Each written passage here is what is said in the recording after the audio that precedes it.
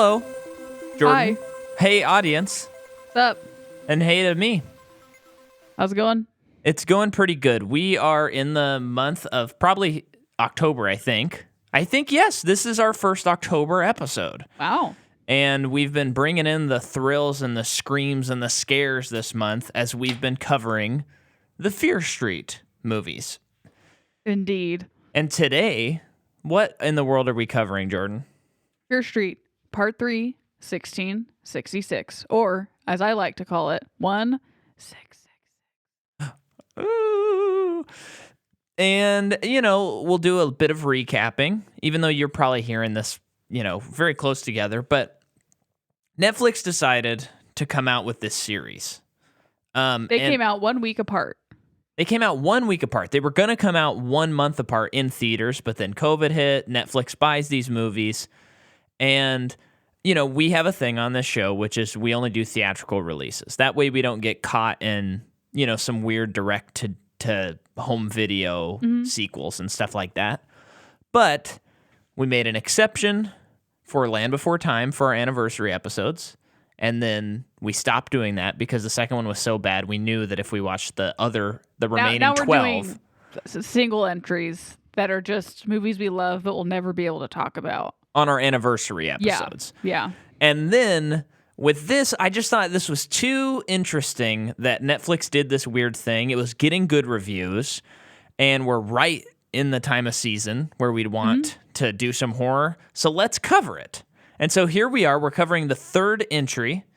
But much like the movie, we're starting in a different place. We're jumping around timelines of our own podcast because we didn't intro and say, this is the Macabre Podcast universe. Oh, yeah. And we exist to prove people wrong when they say... sequels are never better than the originals. And that's it. Yeah, that's the show. So, let's see. We're talking 1666. We both liked 1994. Right? Well enough. Yeah, it was pretty good. Pretty solid. The second movie was also, story-wise, pretty good, but also, you heard some rant and rave. No, you heard some ranting on that one. Yeah. I was not... I would say I liked the first movie quite a bit, and I didn't really like the second movie. I would probably fall under that umbrella as well. It wasn't turn off It just or anything. A lot of it didn't make sense, unfortunately. And then this movie... I liked it a lot. I liked this one a lot. And here's what I think. Okay, so I think this one, we'll just say right away, I think this proves our tagline. Sequels are better than the originals. Yeah. Because I think this movie's better than the first movie. I kind of wonder, I was thinking about this while we were watching it, if, I do like that it's kind of told backwards. Or backwards? Yeah, it is. Kind of. It kind of is. But I'm curious if this just all around it would have been better if it was like the 1994, 1666, and then the aftermath. And no 78. No 78.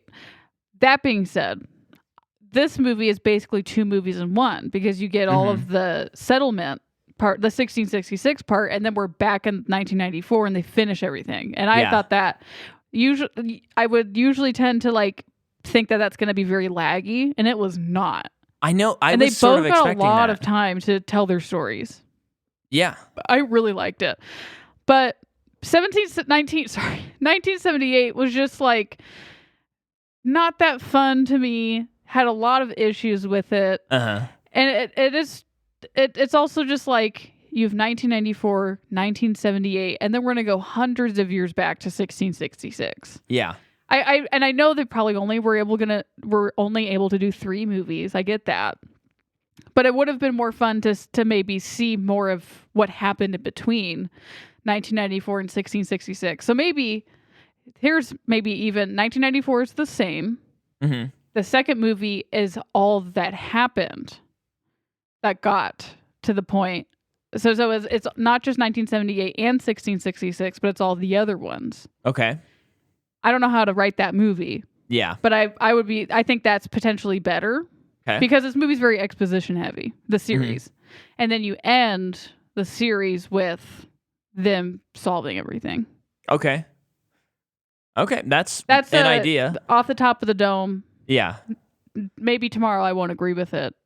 It's just 78 was just the weakest link in so many ways. It definitely was. And I'm just trying to think of what would have been better. Yes. But what I want to acknowledge though is that the 94 kind of is like a play on modern horror.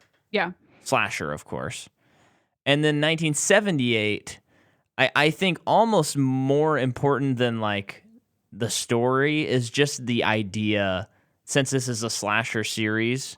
You know, it's like they're covering the 70s, the Lakeside thing. This is very Friday the 13th. Yeah. So it sort of feels like they kind of have to do that in I get a way. Get it. I'm just trying to think up outside of the references. In 1666, you have like the witch stuff. So it's like you're covering the different phases in horror. Phases of horror. So in that regard, I like it. Yeah. But I do agree with you that thematically, 78 really is not the best. Great concept. Really great. But what I like about this movie is it. I feel like it actually fixes a lot of the problems I had in the previous two movies. Okay. So those would be.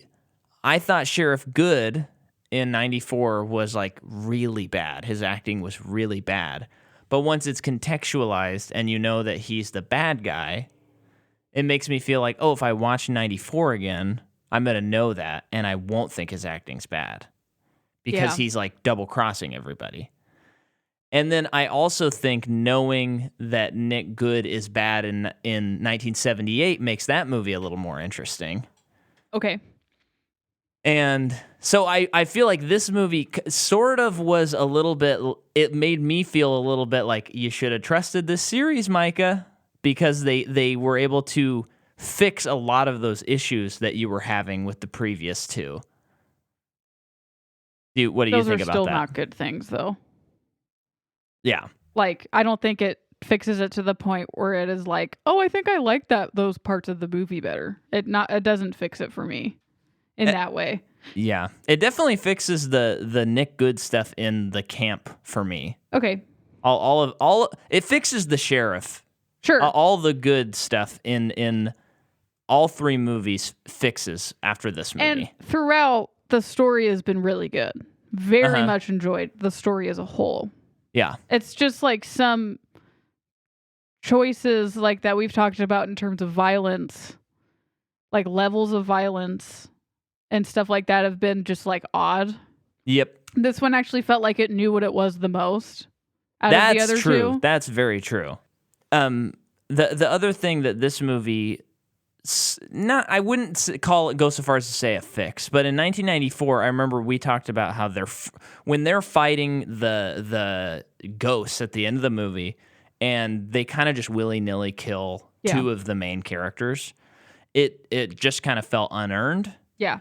And again, I'm not arguing that this is a fix, but I do think it kind of sets up nicely, in a way, this feeling of no one is off limits. Yeah. And so in this movie, when they all fight at the end and they all survived, it was actually like as surprising as a death in the series. Oh, I didn't even think about everyone surviving. Yeah, because I was like, okay, for sure Gillian Jacobs is dead. Yeah. Like when they went into that fight, I was like, I was seriously like, there's no conceivable way that she survives. Yeah, because this is like her redemption. You know, she gets back. She gets what she needs to get done. And it's like, okay, Sam and Dina, they're not going to die. Dino? But I was kind of like, Henry could be on the chopping block. Yeah. And even the graffiti guy, the janitor, he could be on the chopping block too. But since none of them died, it felt like the other two movies, even though we felt like their violence and all that stuff was kind of strange, it kind of paid off in this movie. Okay. I don't know if I agree with that, but I understand what you're saying. Yeah. So I'm trying to find that character's name. Should we hit the notes here? Yeah. This will take me about 2 seconds. So this movie, like the other two, is directed by Lee Yaniak, screenplay by Phil Graziade and Lee Yaniak, and also Kate Treffry, who has done a lot of staff writing on Stranger Things and a story editor on Stranger Things. Cool. And she's a written by credit on 2 of them. Everything else is the same, and it comes out July 16th, 2021. And those are all my notes. Martin is that character's name. Like we'll remember. Martin. Okay. Yeah, those are all my notes for this movie. Yeah, I don't have anything. I could actually mention Elizabeth Scopel plays Sarah Fear, like the real Sarah Fear. Oh, okay. Yeah, was she in anything? Because I no, kind of felt like I recognized she's in Chicago her. Med, Skin the Wire, Local Hero. No, I feel like we're very early in her career. Okay. I think she might look like several other people as well. But you only get like 1 or 2 scenes where you can really look at her, you know? Yeah. Oh, that guy. The guy that played Dina's dad when she was in the 1666. I mean, he's wearing a beard and everything, so it was hard to tell. But I was like, I feel like I know who that guy is. I think he's like a teacher in Stranger Things. He's not the science teacher, is he? I think he's the science teacher in Stranger Things. How? Why not? They don't look even remotely alike. That's crazy. I don't remember what he... I have to Who's look the science that up. teacher to you in that show? He's the guy that looks a lot like our science teacher, Mr. Bennett. This is his IMDb picture. Right. Look. Yeah, I'm looking at him now. That's crazy. I don't see... I gotta... I haven't seen Stranger Things in a long time, though. But I looked, and I was like, that was the guy who was in my head. Oh, okay, with that beard. Okay. That's just wild. I never would have guessed that. Well, there you go. The more you know. Okay. So I guess that guy too. He's in Stranger Things, everybody. What's his name? Randy Havens. Randy Havens. Okay. So Let's dive into the last plot. movie ended with Dina returning the hand to Sarah Fear's body in the woods. And when she does that, it's like as if she's seeing a vision. And she comes out of like some water. And she is Sarah Fear. And your prediction at the end of the last movie was she is going to be... It's like she went back in time and she's in Sarah Fear's body. And maybe she can like change something. I thought that was definitely a possibility. I thought that she was just witnessing everything that happened. And you were correct. Yeah. That was what was happening. But you were kind of right, too. In terms of what happens at the end of this movie, I think. Well, tell me what you mean. That Sarah Fear comes back in Dina's body and finishes what that's true. It's like she avenges her death. It's the reverse of what I expected. Kind of, yeah. Oh, that's the other thing that I liked about this movie is it felt like kind of a reversal of horror movies, where it was like this for 2 movies we've been hearing about this witch, this witch, this witch. Yes. And as we're going in the 1666, I was excited to watch this movie. I liked the locale change and going back in time. Salem witch trials, that's fun. But I was kind of like, what are we going to learn that's new information to provide to this story? Because we know what happened. I was thinking that too. And then when it kind of changes and we find out that she's not a witch, it felt like they actually did it in a way that didn't feel like they were just abandoning what they had set up. It just felt like a really nice payoff, and it made sense that this was the last entry in the series. Yeah. It was pretty good. I mean, I thought the twists in this, I mean, this is a very like young adult series. Yeah. I mean, high young adult because it's pretty graphic. Yeah. But the twists in this, I got caught up in. Yeah, I liked it. It was cool. It was fun.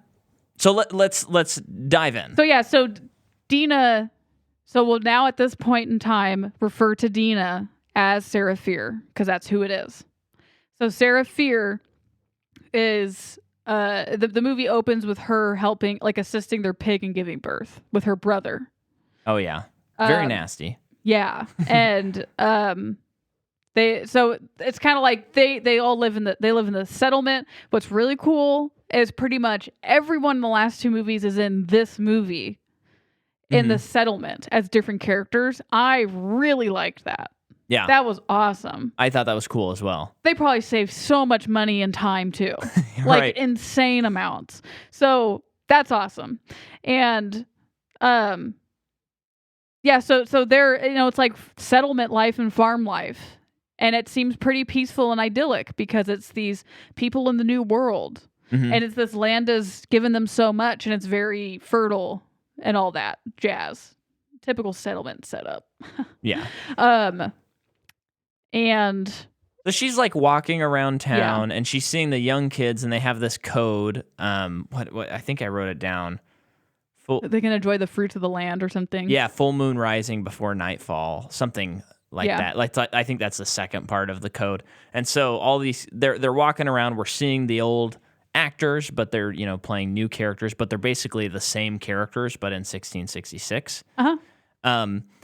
And they're basically planning to have this party later. And I thought that was fun because when you watch settlement things, I know. and it's just one of those things where I'm like, I'm sure this happened. I don't even think the movie's trying to be historically accurate in any way, but it is like, why wouldn't teenagers since the dawn of time have been sneaking away into the woods to dance and drink? It was funny though because I liked it too as well, but I thought the opposite thing where I was like, I wonder if this ever happened. Like I'm talking. Why wouldn't it happen though? Because they were living in such repressed times as well. Because this is Puritans, right? And they're definitely playing on that for sure. Yeah. It just I don't know maybe if it was just in like this quantity of people. Maybe it was just shocking to me because I'd never seen a movie in this time period do that. Yeah. They're having like a dazed and confused out in the woods moment. To which I thought of the joke, think of Prince and think, tonight I'm going to party like it's 1666 instead of 1999. Okay. Upside down. Don't know that song. Party like it's 1999. I don't know. 100% you know that song. Okay. You incredibly unfamiliar with Prince. Well, I didn't really sing it because I got too gun shy, but I thought of that joke and I was like, I'm going to drop it like a bomb on this podcast, and probably only Shane will like it. Well, I hope only Shane is laughing. So, they're going through the town. We find out Sarah Fear is supposed to be married to Solomon Good. Yeah, which is a guy that he's like a widow. I think he's lost his child and wife. It doesn't even matter, I think. It's just, he's an unfortunate. It's the 1600s. You died. Yeah, so he's just an unfortunate, unmarried, poor soul that needs a wife. And he's a good man. Like no one has nothing bad to say about him. So it's like, I guess if she to get married to anybody, good thing it's that guy kind of situation. But we also meet, I think the character is Hannah Miller, but it's Sam in the first movie. Yeah. But when they see each other, it's like sexual tension. So I was actually curious if that was going to like be a thing in this part as well. Yes. Which makes sense plot-wise as the story goes forward. Which I also wonder if so we have Sam and Dina who have this relationship in 1994, and then in the 1600s, Sarah and Hannah have this relationship, this like forbidden love. Yeah. And I wonder if you could read into this movie that like the reason that Dina and Sam are able to defeat the curse is because they're like the most similar to Sarah Fear and Hannah. Sure.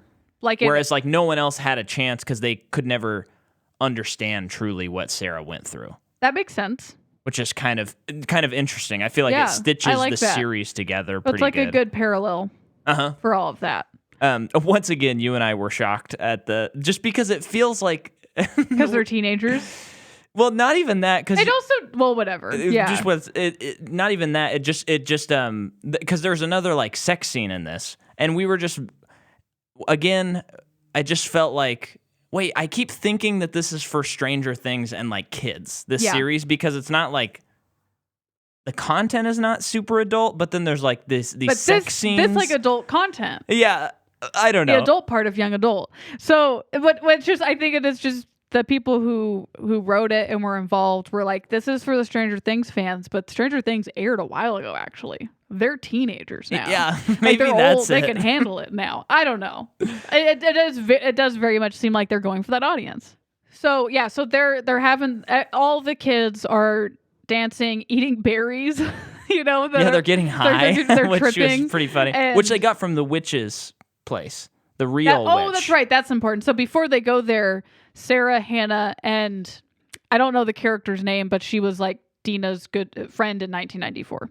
Yeah. They go to what is presumed to be the witches, where this widow lives. Mm-hmm. And they go into her house, and it's very creepy. I gotta say though, most of this movie, and we've already talked about it in this series, I couldn't see a darn thing through a lot of this part of the movie because it was all took place at night, but all of the blacks are like grays. Yeah. So there's no like true black in terms of contrast of what I'm looking at. So it was so hard to see what was going on. It's so annoying. Genuinely, if you watch this movie, please text us or go to our Facebook page, the Macaw Podcast Universe Pandemonium, and let us know, because I'm actually serious. I Did anyone want else to know, feel this way? like if it was hard to see the night stuff. Yeah, and maybe. I mean, I have an eye doctor appointment, and maybe that'll clear a lot of it up for me. Well, I just got back from one and got new glasses. So. That's true. So yeah, so they're in the witch's house, and there's a lot of witchy stuff in there, including a crow. And every time I see someone have a crow as a pet, it's just like, man, I want that. But Sarah finds this book, and it's full of witchcraft, presumably, and like deals with the devil, hexes, blah blah blah. And I do like. So, like, Sarah's looking at it, and she's, like, saying the names of, like, these demons, and then saying, like, Satan's name. And I do like that, like, later on, when she thinks this is all happening because of her, I liked Good's answer to it. Yeah, let's save that, yeah. But, so she kind of, like, does this, presumably, incantation. Reads it aloud. And then they're caught by the witch, and they get thrown out. Yeah, and they get the berries. But they're at this party, and Hannah and Sarah go off alone. It gets amorous, and someone sees them. Yeah. And they stop. Well, and there's one guy, and his hair worked for me in this movie. The guy from 1978. It did. I'm like, did they have him grow his hair out for that? Because they could have styled it differently if they did.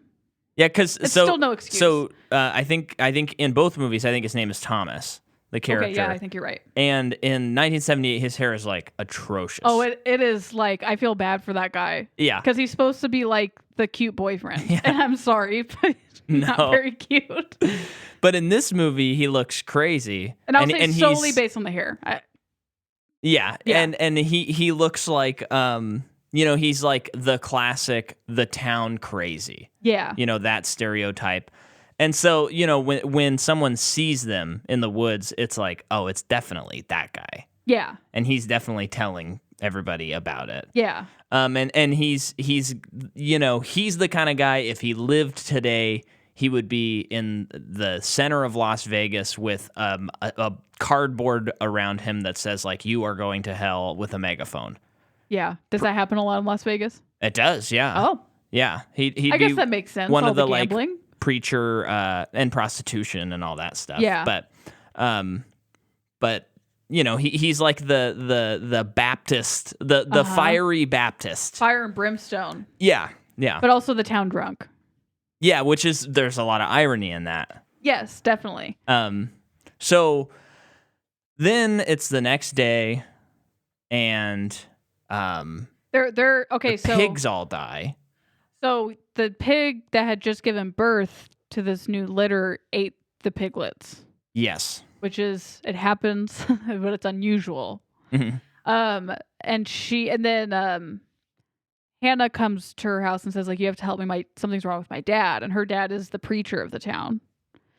Oh, I didn't track that. How stupid. Yeah. That's okay. And so they go to Hannah's house, and and we know what's happening to him based on the other movies, which is fun, I think, where he has like the flies whizzing around him, and he just looks dead. Like his skin is very pasty, and he's murmuring. Almost in another language, like some demonic tongue, like Latin or something. Like Latin, like that's demonic. I'm just saying, in a lot of movies when there's demonic stuff, usually it's Latin for some reason. Right. Maybe that's why they call it the dead language. Do they call Latin the dead language? It's a dead language. It is? Yeah. Have you not seen Rushmore? It's been a long time. Okay. But I've seen it. Yes. So yeah, they're trying to figure out what's wrong with her dad, and he's mumbling. And then the mom comes in, and she's like, "You two, I know what's going on with you two. And she throws her out of the house. Mm-hmm. And then as she's walking around, she sees that her dog is at the bottom of a well, like hung up in the rope of the well. And it like the well is now poisoned. Yeah. And this is all really cool because, you know, it does feel like a curse. Yeah, it's cool because I think when Dina goes home too, like all of their food is rotten.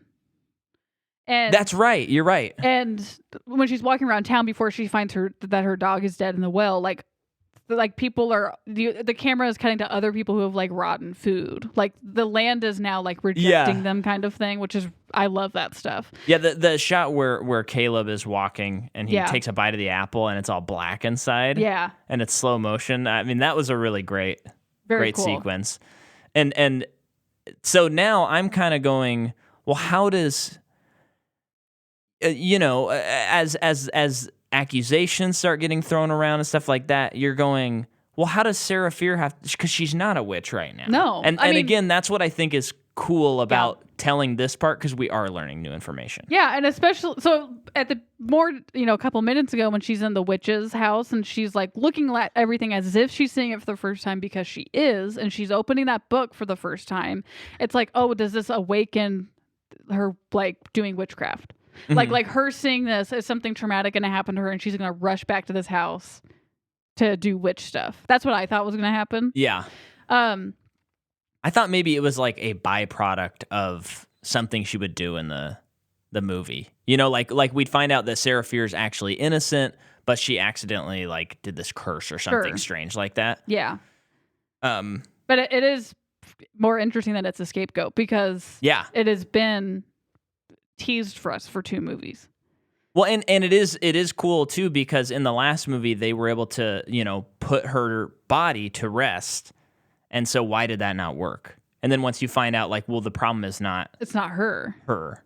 It's this guy. And once you get rid of him, that's just good storytelling right there. So so is that when they have the town hall oh, no, it's not. No, you're forgetting a big part. A very graphic children violent thing. Uh-huh. Again, I would say it wasn't as like insane to me as the last movie, but it's pretty insane. No, well, this one felt more story driven and more interesting than in the camp when, he walks in and just kills a bunch of little kids and you're kind of like, Yeah. This one felt more story driven and I was more invested. So the pastor is in the church. And he's possessed. And they have to like break in because all the doors are barricaded. And all the children are in there.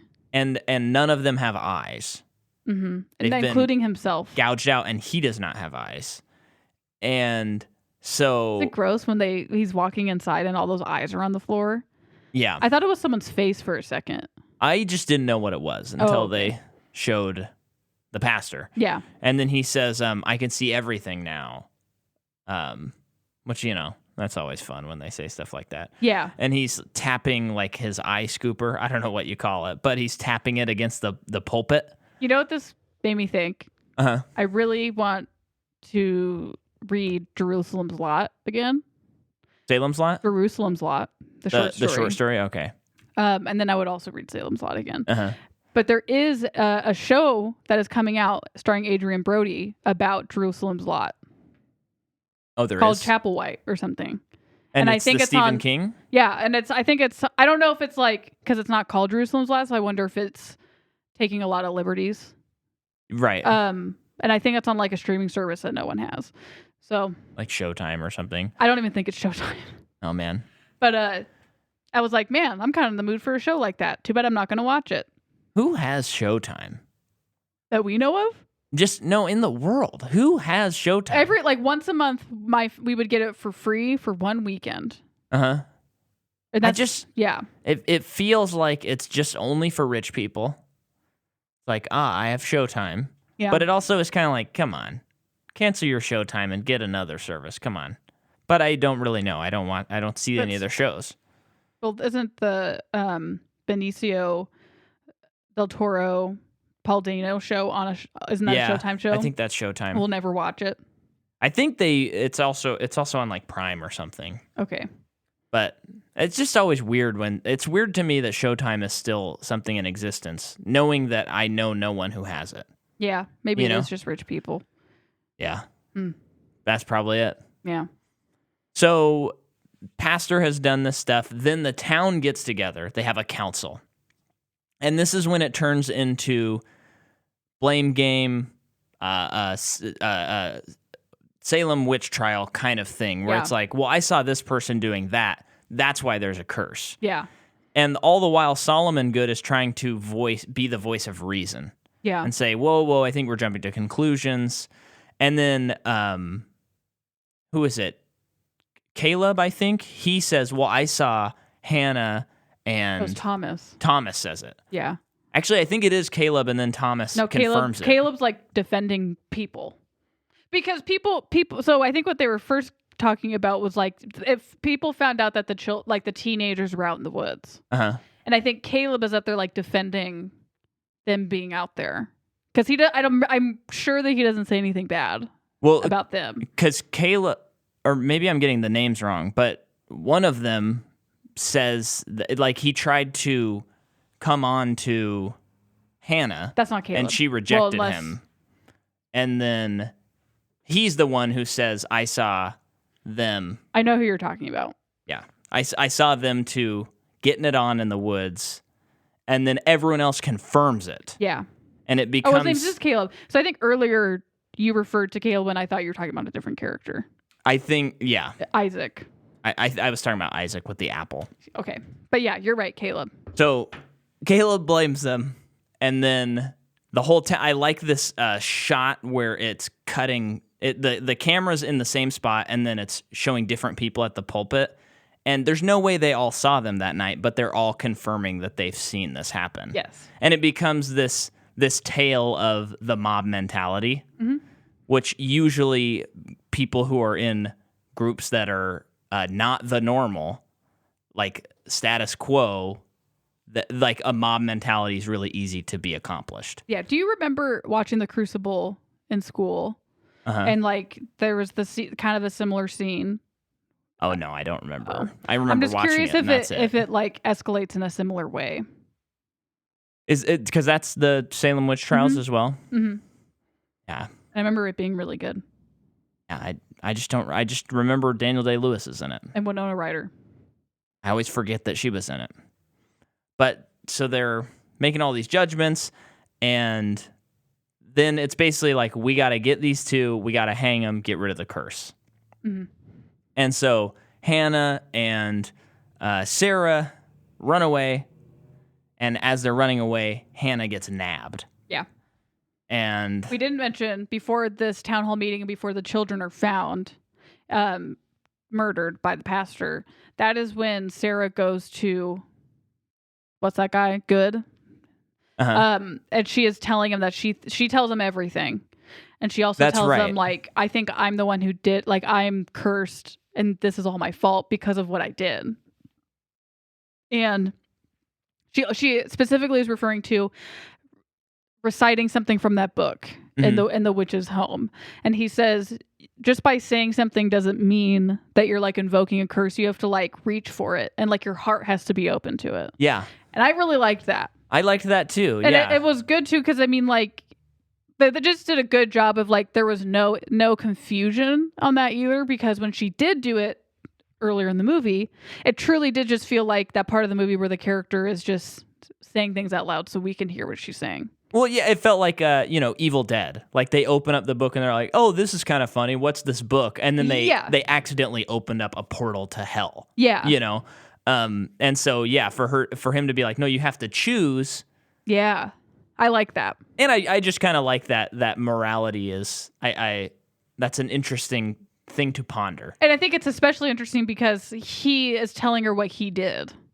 Kind of, like he knows this because he's done it. Right. I didn't even think about that. A nice added layer just to the character in the story. Yeah. So Hannah is kidnapped. Dina's running away. And Hannah does tell her, like, you do need to leave. Like, you just need to run away. Just don't even, like, risk your life for me. So, but Dina's still trying to figure out what to do with this whole thing. And she does run to Good's house. because he is the last person she can trust. Yep. And he, she tells him, what is the thing she tells him? She's talking about a curse. Remember. She's still talking about the curse or something. And remember, he asks her a thing like, does anyone else know? Oh, yeah.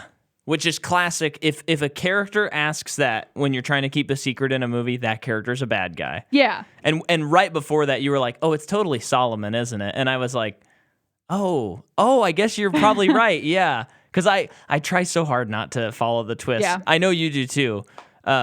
But then when he said that phrase, I'm like, oh no, he's definitely behind everything. It's fun. I don't know. For this kind of movie. Oh yes, it fun. is. It is. I didn't feel like it dragged us down or anything. No, and the movie's going so quick. I mean, we're only like 40 minutes in. And it was going kind of quick enough that I was like, how long is this movie? Right. And then you remember, oh yeah, there's a whole I didn't know that they were going to spend that long. Yeah. In the 1994. Yeah. But then, Sarah goes into like this cave, I think. And so she ends up in the underground from 1978 with all the passageways. Well, it's where they put the stuff in 1978. She doesn't go to 1978. No, but I'm saying in 1978 when they were wandering around the passageways, that's where she is currently in 1666. Yes. I was just clarifying in case someone hasn't seen it, because it was worded like she went to a different time period. She stays there. Yeah. And then Good cuts off her hand. That was pretty intense. Yeah. Well, I guess we should say before he does that, she actually stumbles upon the room with the symbol and the fire and all the slabs of stone, and he tells her everything. That he basically summoned the devil. Because so much bad had gone for him and his family, like he lost his wife and child, that he felt like all he really had left was to turn to the devil because God didn't, deliver him. So, but basically to summon the devil, that means he has to give something, Mm-hmm. And so what it is that name gets written on the stone. So he's like giving a soul. And that basically, it's one of those things where it's like, well, if you give me one person, I'll give you what you want and your land will be prosperous. Asterisk, I'm possessing that person. I'm going to kill more people with that person. Yeah. But you don't know that. Yeah. So, he's thinking like, what's one person every century or every couple centuries? And it's like, it's not just one person. It's a lot of people because that person kills people. I like that. That is so good. So I started thinking in this section is because they're using the same actors throughout, is this good? Is he like a Pennywise where he's all-knowing evil throughout all time? But of course, later you find out it's a legacy thing, kind of sins of the father, which plays well with the whole, if the land is cursed or not kind of thing. I like that. Of course, we don't quite know that yet. Yeah. I kind of thought that too, but then I remembered. I think they would have figured. I don't think they would have casted a younger person in the last movie to be a good. Right. And then I remembered the whole legacy thing that he was hung up on. Oh, yeah, because in 78, the cop tells him, like, you're going to be a cop one day when he's at the camp, the cop right? With the bad wig? Yes. Probably, yeah. He says something to that effect. That kind of fixes a little more on that movie. Not the wig. Not the wig is unforgivable. Yeah, a lot of the hair in that movie. Much like the Best Picture winner with Clint Eastwood and Morgan Freeman. That's Bucket List. That's unforgivable. That's a Best Picture winner. Unforgivable. Oh, I thought you were talking about the Bucket List. No, Clint Eastwood has nothing to do with. He's not Jack Nicholson. Nope. They're both old though. Wait. Unforgiven. Have you seen Unforgiven? I watched that with your dad. Just me and your dad hanging out one night. What? Does that sound like a weird dream I had? Where was I? You were probably working at Rogier, and I came over early-ish. I don't know why. We were together. So this is pre-marriage. Pre-marriage, and maybe you told me at a certain time to come over. I can't remember exactly, but then your dad's like, oh, you haven't seen Unforgiven? It's so good. And then we watch it, and it's a good movie, but there was like a prostitution situation in it. And I was like, okay, it'd be weird if maybe I was watching this with my dad, but it's even weirder watching this with and he's probably listening to this right now. I remember it being a very enjoyable experience, but I mean, that was just kind of funny.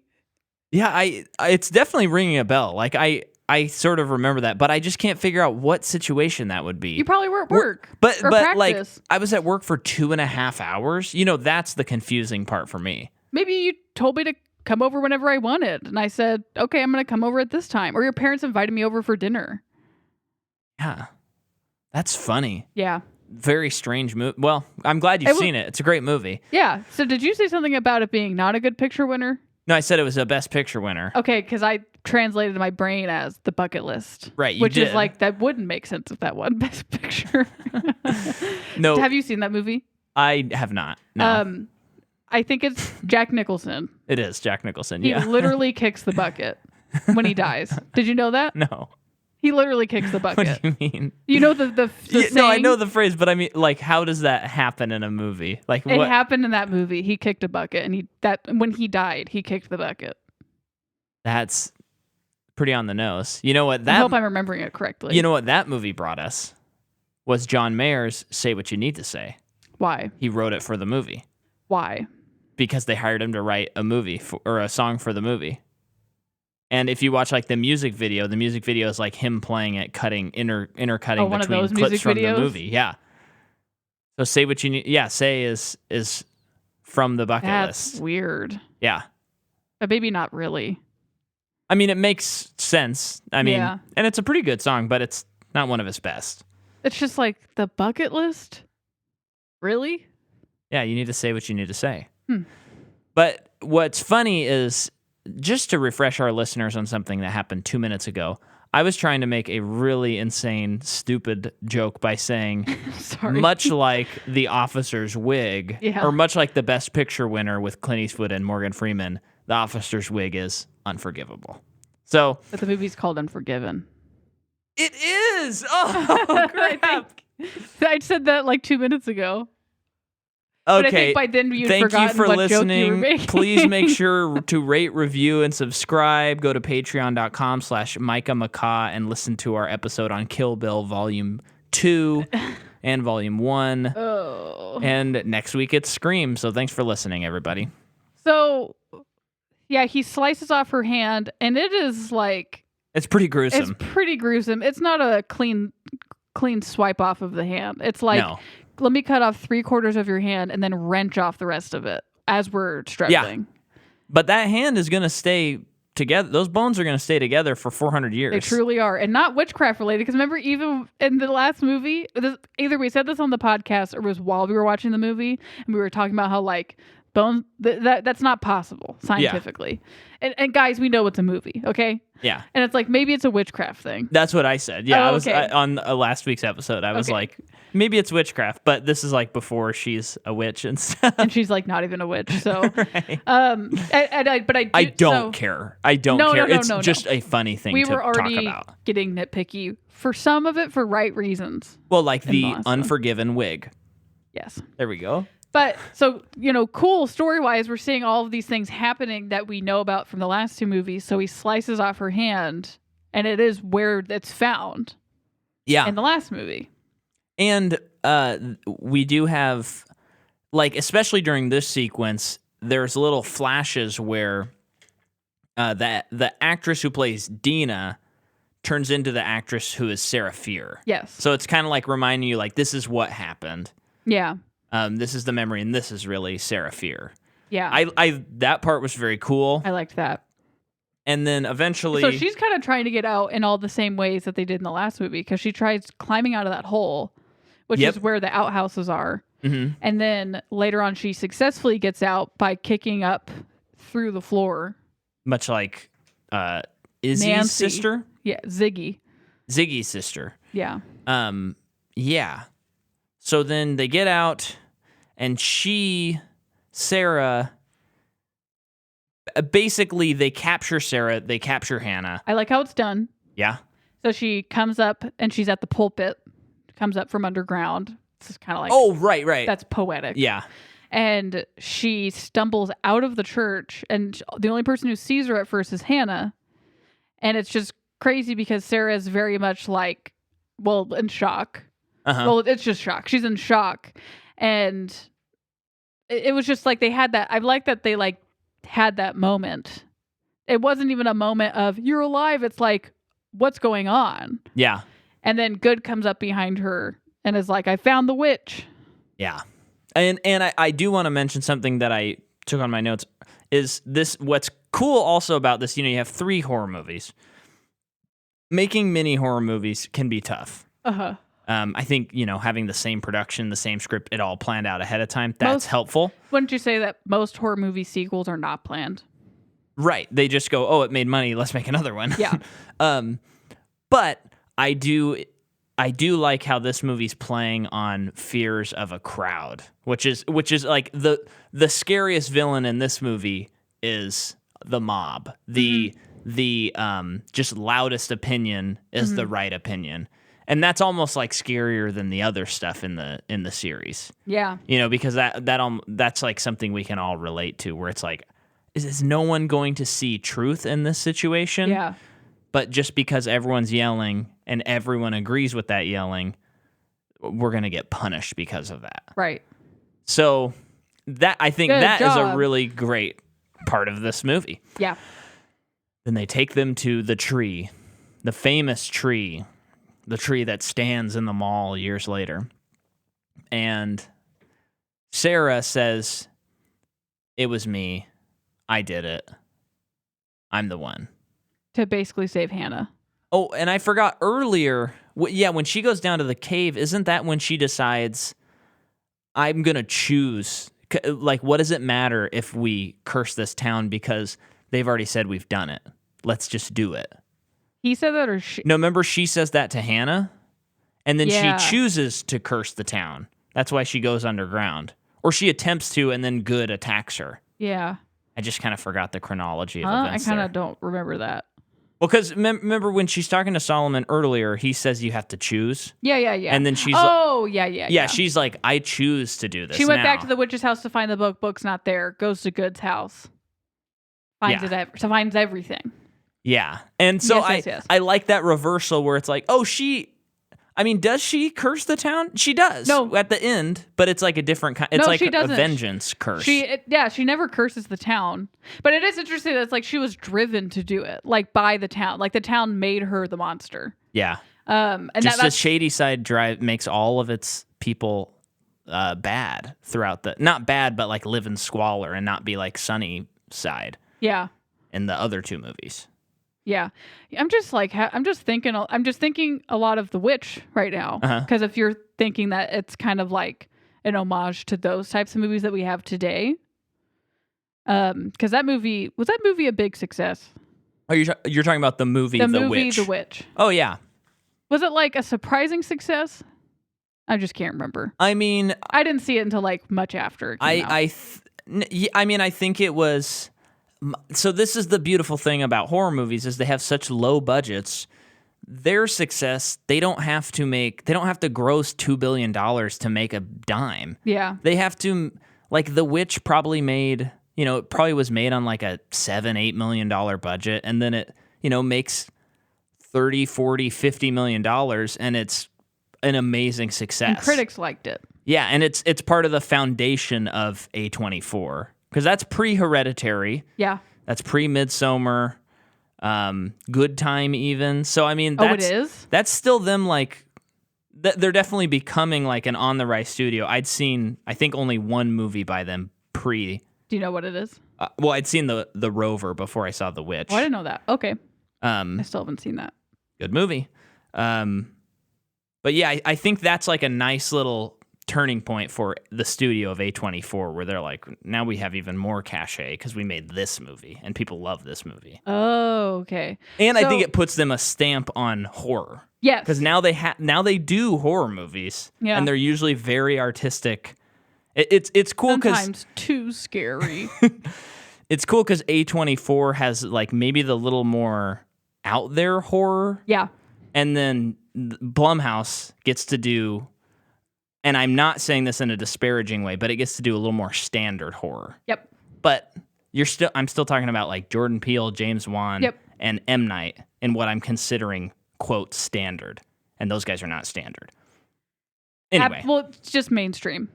You said that. Yeah, mainstream. But, yeah. That's a better word for it. So I'm just thinking about The Witch in relation to this movie, and I'm not like comparing one to the. Yeah, it's just interesting to think about. Mm-hmm. And I do think it is kind of like an homage to stuff like that. So it's a movie about like you're saying, like mob mentality and how terrifying that is, and it is like back then during the witch trials, that was a lot of what happened. Yeah, was people like lying about stuff and it resulted in a lot of people's deaths. And it's interesting in The Witch that that's not what the movie is really. It's like more about isolation and how and I think it is about those things, but instead of making it about a whole town, they just made it about a family. Right. Because when that movie starts, the family is already exiled. So the family already feels that's right. They already feel kind of cursed because they were exiled from their community. Yeah. So that's like a very interesting extra layer. I wonder if that's even a play on just those types of movies of like they're even far removed. They're outcast from normality, and then within their tiny little unit, they're creating outcasts within each other. Yeah, it's interesting. I remember seeing the trailer for The Witch in theaters. I know, yeah, and I was so scared. Yeah. There was something about Black Phillip, the goat. Yeah. When it stands up. When it stands up and it like grows. It's so subtle though, I can hardly ever tell. Yeah, it like grows a little bit or something. I think he's like becoming a man. Yeah, but it's just a little bit of a shot. And when I saw that in the trailer, I said like I had this deep feeling where I was like, I can't watch this. Like this would be wrong for me to watch this. Is how it felt in my gut. I eventually watched it years later. I think even then, if I'd have seen it, I think it would have been too much for me.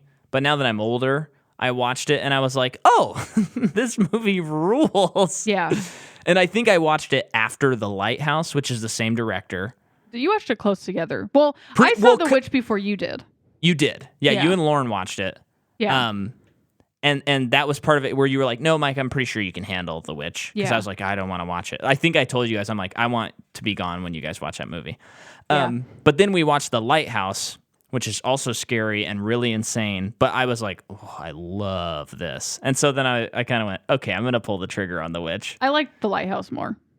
I think The Lighthouse is objectively much better. Yeah. But if your first movie's The Witch. True. Very true. And then next year, I think it's The Northman, I think is what it's called. Yeah. Which I think is about Vikings, right? But it's a horror again. I wonder if they're going to do like a similar Valhalla stuff. Is it Roger Eggers or Robert Eggers? Wait, actually, I think it's Roger. Really? They don't have it listed right here? I'm on the numbers, that's why. Because I wanted to say, since we brought it up, we're a movie podcast. We try to be informed here. So the budget of The Witch was $3.5 million.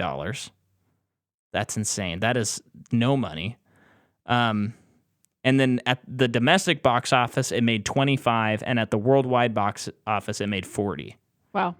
So that's a lot of money it made. 11.6 times its production budget. Robert. Okay. I don't know. Is it? Oh, no. Let me see. Also an early Anya Taylor-Joy. Mm-hmm. I think that's kind of like her first like real I think that notable movie. I think Split is her breakout, but I think cool people say that The Witch is her breakout if anyone saw The Witch. And I do think that is her breakout. So I guess I'm saying I'm a cool person. Well, no. Just kidding. I'm just kidding. It's Robert Eggers. Okay. So, no. Actually, we talked about this in Split. Witch is like the critical darling, like who's this girl? Yep. And then Split is 100% her breakout. Yeah. But I think we also said I believe she would still be as successful as she is currently if Split never happened and it was just The Witch, and then she landed another role that was like a little bit more mainstream but not Split mainstream. I think the trajectory was always up for her.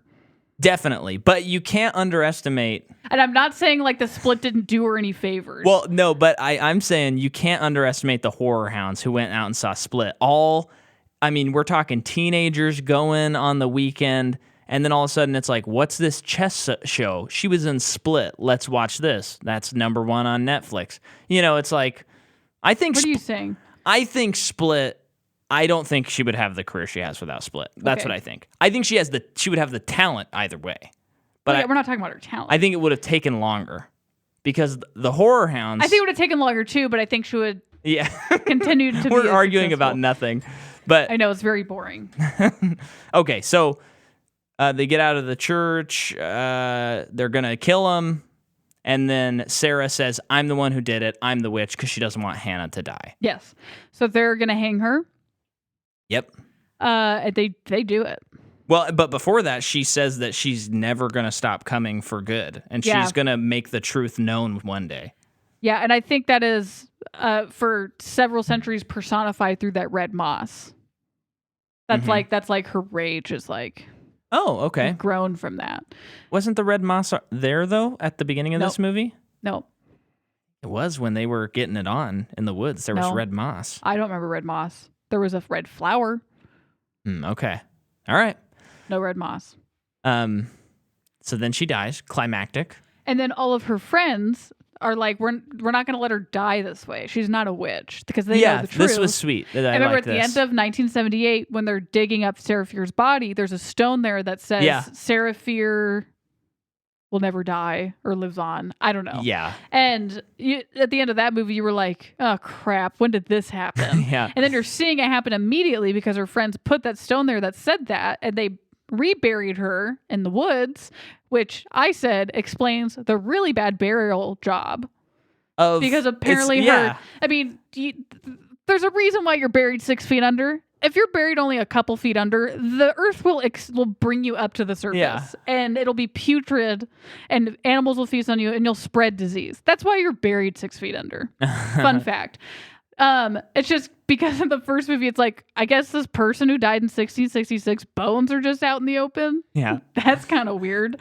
Well, it's cool. Like, so again, this whole movie just recontextualizes the previous 2 movies, and it's cool. Like, something as ominous as this thing that says Sarah Fear lives on is now a symbol of sweetness and friendship and kindness and love. And then her being buried out over in this other place is also that. Yeah. So I almost feel like if you were a listener and you had already watched all 3 movies, you might have been yelling at your podcast the last 2 episodes because there were things we pointed out that this movie kind of goes, oh no, this was intentional. Those things you didn't think were intentional, Micah, were actually intentional. Yeah.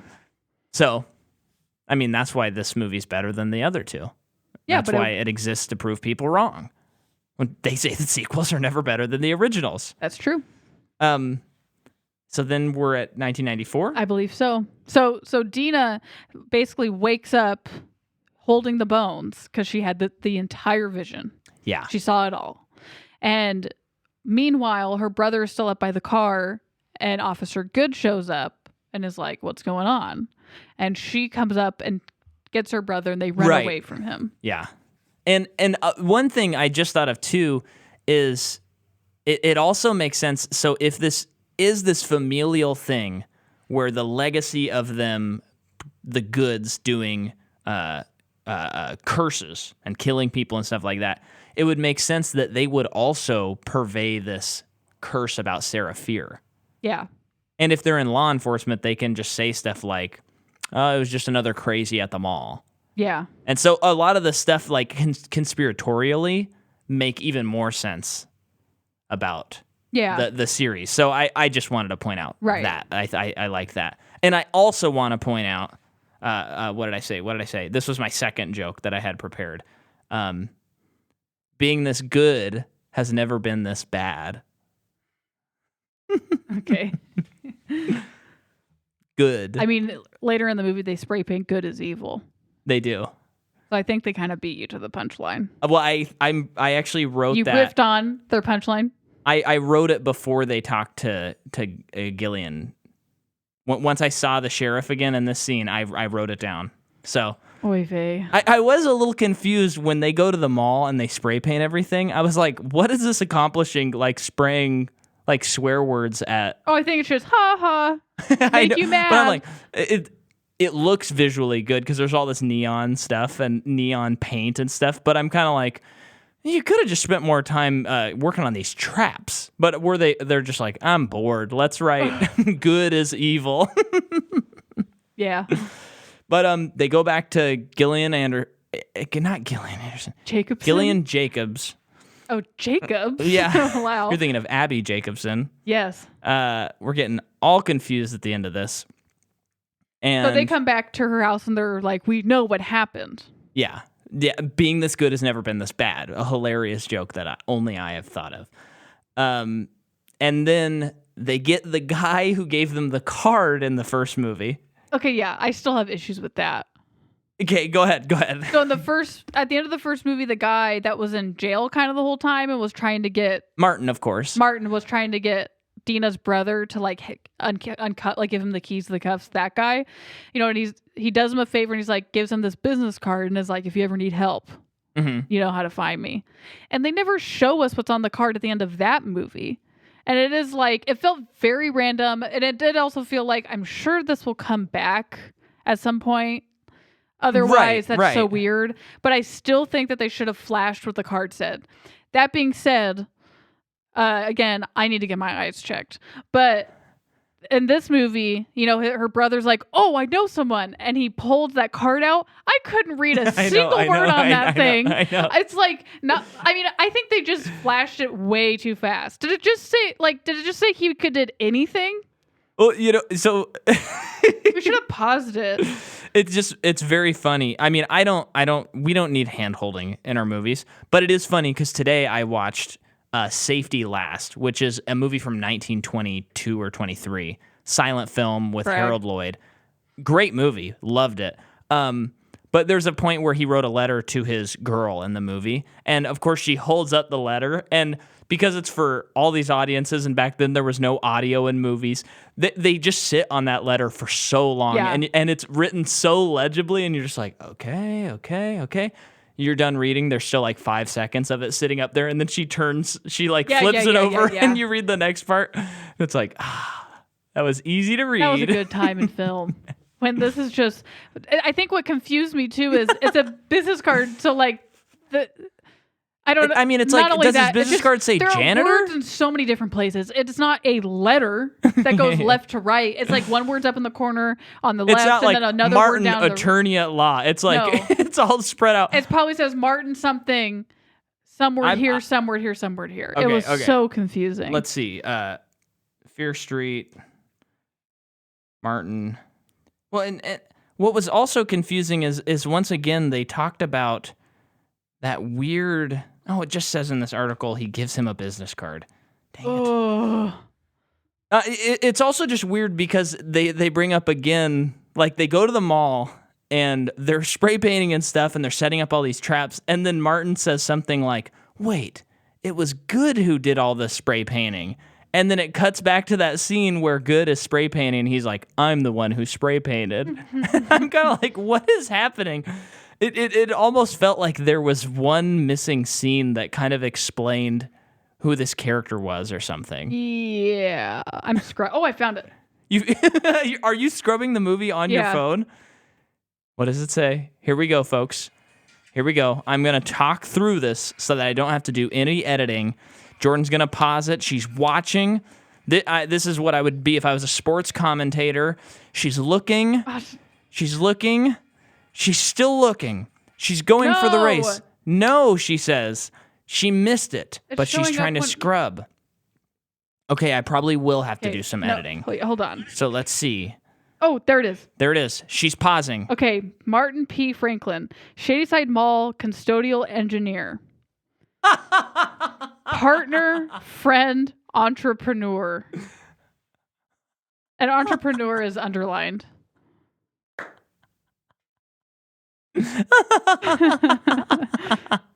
So that's kind of crazy. That's weird. I don't know. I don't really. It's kind of like the hands still being together. It's like whatever, but it's just funny. It's like what custodian? I mean, I guess we're saying that he's thinking he's maybe more important than he is. Well, he's it's like it's like power of positive thinking. So it's like, I'm a custodian, and I'm going to make business cards for myself, and I'm just going to keep moving up the ladder. When at the end he's trying to sell like radios that are like basically iPods. Yeah, he's a business guy. He's an entrepreneur. It's underlined. I'm glad you were able to find it though. I'm frankly I'm a little shocked that you were able to. Same. So where are we? They get in the mall, and this is like the showdown. And they're shooting blood at the ghosts, and the ghosts are attacking each other. Love all that stuff. I love that it's neon. It's just visually interesting. So the plan is they lure the ghost reanimated corpses into stores and trapping them. But they're also trying to lure good so that they can kill good, and it works. But good gets away. Yeah, and Dina goes after him. Mm-hmm. And they end up underground in the whole underground area because the mall is built on top of. That's right. Yeah. All the locations we've been to in 78 and 66. Yeah. So while they're down there duking it out, the other characters are still up there fighting, like you said, with the other and there's people. Classic. They're doing good, then they're not doing so good. They're solving problems. Yeah. Are we really going to talk about every detail? Well, I will say, still did not get enough of the baby thing. Yeah. But also like perfect. It's the guy who has a bat and he hits a baby child at one point or something. No, but it's a child that's hitting an adult in the flashback. Yeah, and it's a child wearing like a creepy baby mask. And I think it actually they cast a child because of the way it walks and moves. It really feels like it's I don't know what it is, but it's like they're not giving you enough and I want more. But that's also a good thing. That's the perfect thing. Yeah. But it is like you just keep bringing back the big guys to fight. Yeah. Because they're stunt guys. I mean, it's not a true complaint. Yeah. Please. Although that one guy with it seemed like he had a burned face or a weird mask was very creepy. He was very creepy. I hated how he walked. Yeah. Oh, very yeah. Weird. So yes. And there is, I will say, there is really nice tension because they're like, just trust that they're going to go for the blood and they'll walk by you. And when they first show up and they're walking by and it's like, ooh, like this is pretty intense. Yeah, it's good. But then there's the final showdown with the Stranger Things goop under the mall. And I like to imagine it's like a heart to the devil or something. Yeah. I was thinking, I was just like, man, if this goop was practical, this would be so much grosser and creepier. Yeah. Because it's just like, oh, this looks really, really fake. Yeah. Although it's pussy and that is gross. Yeah. So, Dina is trying to, I guess, kill it, but Sam shows up because she got out. And remember, she's still possessed. Yeah. And the good also shows up. Yeah. And they start fighting. And then basically Sarah Fear kind of comes out of Dina and she forces Good to touch the goop. Yeah, and he sees everything. Yeah, and that kills him, right? Well, then she stabs him in the eye. Oh, yeah. And then what's cool is they come out in that same spot where everyone keeps coming out, like at the camp, and they're in Good's house. And I think it's the mayor, which is Good's brother. Yes. And they all get out and they're like, what is this? What the heck? Yeah. And so all of that is just like, this is cool. Uh-huh. And then the mayor like immediately. It's not the mayor, it's just some other guy. It's just a Sunnyside person. Oh, it is? I'm pretty sure. I think it's just showing that a Sunnyside person just got in a car accident. Because Sunnyside, it's everyone's fortunate, nothing ever bad happens to them, like quite literally. Oh. Because of this whole deal with the devil thing. Uh-huh. And Shadyside is like where people of lower class live. Yeah. So they show that this person gets hit by a car like pretty immediately after this whole curse is done to show like it's now like evening the playing field. That's pretty cool actually. So but what's kind of funny about it is like, so it was preventing people from like dying in car accidents. I hope that guy, like, does that guy deserve this? Like, I hope he's okay. I don't know who this person is. But then that happens, and then there's a nice moment where Iggy Ziggy. Ziggy goes to the nurse from Fear Street 1978, and she says like it's all over. Yeah. And so that was a very sweet moment. And then everyone's fine. And then it says Fear Street. And then the camera pans. I like, though, I think this is before the credits. Oh, yeah, go ahead. The brother is at school, and Martin is trying to sell what he claims to be better than a Discman. Yeah, that was the iPod type thing. Yeah. The pre-iPod. And her brother has a broken arm. Yeah. And this girl comes up to him and is like talking to him about how this system could be better. Oh, right. And she signs his cast, and it's the username of the queen person he's been IMing with for so long. Yeah. And it's like, oh, that's cute. Yeah. He, like, maybe he'll have an actual, like, a face-to-face friend now. Yeah. So, pretty cool. I like that. But yeah, so then the credit stuff. And then the credits just show the camera's floating, and then it looks at the book that's still underground, and then the book is taken. And what's funny is, even though we watch so many franchises, that's what this whole podcast is about. When I see an ending like that, it's like, this story's done, and I don't take that as like they're gonna make a bunch more Fear Streets. No. But I just need to stop being so naive. That's always what they're setting up with stuff like that. Even if it is, though, I just think it's more fun to think of it as, in this world, this is, the book is lost, and maybe no one will know what happened to it for 70 years. And that's just fun to think about the what if. Yeah. Because I just like... Question marks are nice to walk away from movie. So nice. And it's just... I think people can get hung up on like, well, what happened with this and what happened with this person? And like, they need to know answers to everything. Yeah. And that's part of why binging's become a thing, because you have to know what happens next. Yeah. And it's like, maybe just sit in it and let it marinate. That's why it makes me think of like, read a book.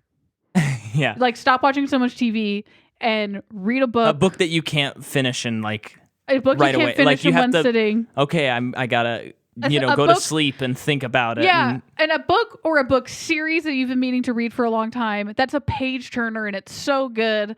And you learn a lot about this world. But sometimes, and I'm not saying this for all books, but books more than movies leave things more open-ended. Mm-hmm. Yeah. And that's beautiful. Maybe that's why we're more fine with that sort of feeling. Yeah. Because we read a lot. Well, I remember I recently was listening to Stuff You Should Know. Uh-huh. And I heard Josh say that people who read fiction are likely to be like more okay with not having answers. Or more okay with, I think it is not like not having everything explained. That's not how he said it. Yeah. But do you know what I mean? I know what you mean. Okay. I don't know what the audience I wish I remember how he said it. But, speaking of people who just sit in it, if you're listening to this podcast, you're probably one of those people. Because you maybe have watched a movie that we cover, and then you listen to us talk about it. I mean, that's kind of, you're sitting in it. So thanks for taking the journey with us. Yeah. I will say this, though, because I thought maybe I should look this up, because this is what we do. There is a quote from Lee Yaniak. You have the canon of our... one of the things that I talked about before I was hired was that we have a potential to create a horror marvel where you can have slasher killers from lots of different eras. You have the canon of our main mythology that's built around the fact that the devil lives in Shadyside, so there's room for everything else. I think that my hope is that audiences like it enough that we can start building out more, and we can think about another trilogy would be, what standalones would be, what TV would be. So I suppose there is certainly potential for more, and if there are, we always cover our series. I mean, if this becomes something where they're making like a ton of these, since it's like they can just stream them right to you, we might have to pull a plug at some point because it becomes a TV show, right? Well, and essentially. So final thoughts on Fear Street. I think it's very fun. These are like solid 6 out of 10s for me. Just very fun slashers. Good movies for the most part. I didn't think 78 was very good. And then But I will say, I think it does hurt it. And I know that Netflix acquired these, but it feels like maybe Netflix did another pass on the editing or stuff like that. Because there are elements to these that, not so much in this one, although it is kind of 2 episodes in a way. But this felt a little more episodic and a little more like, these are not movies. This is just like a mini series. And that's part of the release. You know, you only have a week to sit in it. But it's also sort of exciting and it's kind of fun. Fun experiment. So I would put that as an asterisk of, if they do make a lot more, it would be cool if they did maybe make them a little bit more, lean into the movie part of it a little bit more than the TV part of it. And I would also say, doesn't make sense to say it on the last movie, but if you're not a super big horror person, I think you could handle it. These movies are not very scary. Unless like you don't like violence, then don't watch these movies. Because these are hard R violence. Yeah, horror, not just violence. You can go to sleep after watching these. Yeah, because I think that one of the best parts of these movies is that they are, at the end of the day, they're pretty fun. I mean, these are your gateway. These are your gateway drug into more intense horror. Okay. I think if you watch these and you haven't ever seen Halloween, you should watch Halloween. Yeah. I mean, if you liked it. And I guess I've never seen Friday the 13th, so maybe you should watch that too. Yeah, we should just watch that one night. Yeah, and Nightmare on Elm Street. Yeah, just knock those out. We just need to do it. But okay, ranking-wise, I think we're in agreement. Fear Street 1978 is the bottom. Yeah. The second one is 94, and the top one is 66. Yeah. Cool. We're continuing the scares. This is October, folks. This is some pretty scary stuff going on. Now we're moving on to a series that I think is scary.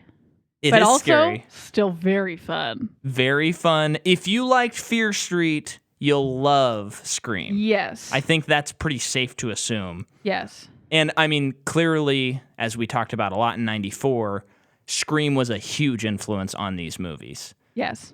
Like, huge Scream influence. ran so Fear Street could walk. But yes, so we are jumping into Scream next week. And then if you know, I'm going to just say it early. We do a Halloween episode every year, in addition to our normally scheduled programming, and we cover a movie that was supposed to launch a franchise, but it failed to do so. Because what's scarier to a Hollywood executive than a failed movie franchise? And so this year, we're going to cover Chaos Walking, which is a YA adult book that came out in like February of this year. Book or movie? A book. And then the movie came out last year. Which came first idea-wise? Did someone commission someone to write the book? Okay. But we'll find out because I haven't done any research. The movie's written by Charlie Kaufman? No. It was? Almost? We're going to get to it. Because that is one of the wildest things I've ever heard. We're going to cover all of that. Okay. So we're going to cover that. It was a failed thing. It starred Daisy Ridley and Tom Holland. I believe it pretty much failed when the trailer came out.